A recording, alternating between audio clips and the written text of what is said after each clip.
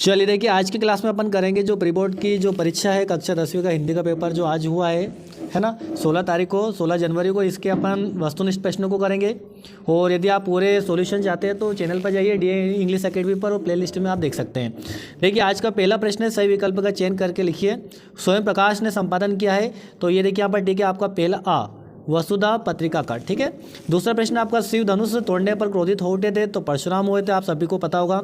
और तीसरा, ले और तुक यति गति मात्रा एवं चरण से युक्त रचना को कहते हैं, छंद कहते हैं, आपका बा हो जाएगा। चौथा प्रश्न है, लखनवी अंदाज पाठ की विधा है, ये आपकी व्यंग्य है।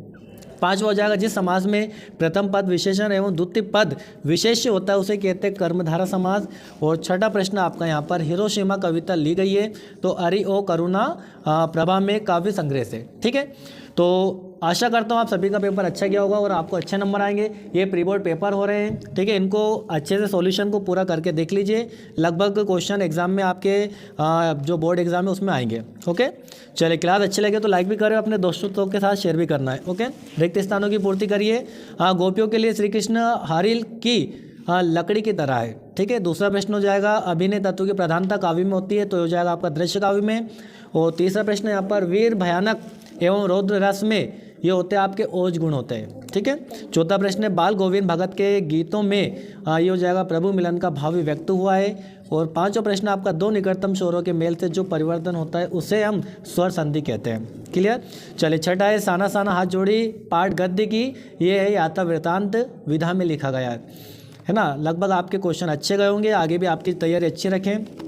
चलिए, तीसरा प्रश्न यहाँ पर आपका, निम्नलिखित कथनों के समक्ष सत्य या असत्य लिखिए, ठीक है। पहला प्रश्न है, निराला पूंजीवाद के समर्थक तथा पोषक थे, ये आपका सत्य है।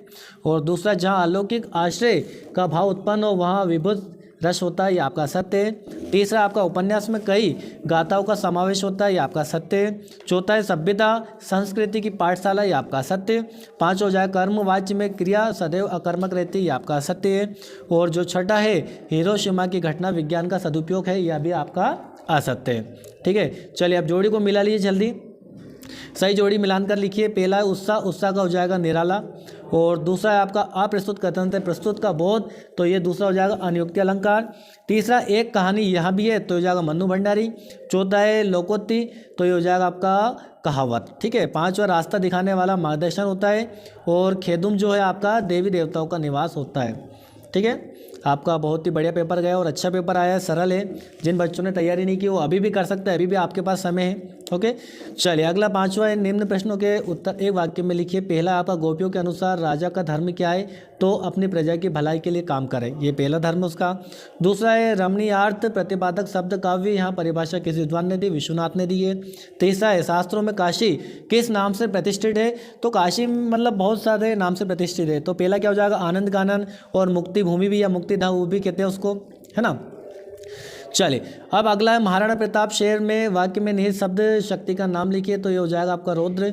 पांचवा, अमोला किसे कहते हैं, तो देखो अमोला में दो इसमें कॉन्सेप्ट है आपके, एक तो आंवला भी हो सकता है या फिर आम का भी पेड़ हो सकता है, ठीक है। अब वो छठा है, भोलानाथ अपने पिताजी को क्या कहकर बुलाते थे, तो बाबूजी कहकर बुलाते थे, ठीक है। यहाँ पर हमने सिर्फ ऑब्जेक्टिव को कंप्लीट करा है। ओके, क्लास को लाइक करिए और अपने दोस्तों के साथ शेयर करिए ताकि आपको आगे भी इसी प्रकार के वीडियो मिलते रहे, ठीक है। जब तक के लिए जय हिंद, जय मां भारती।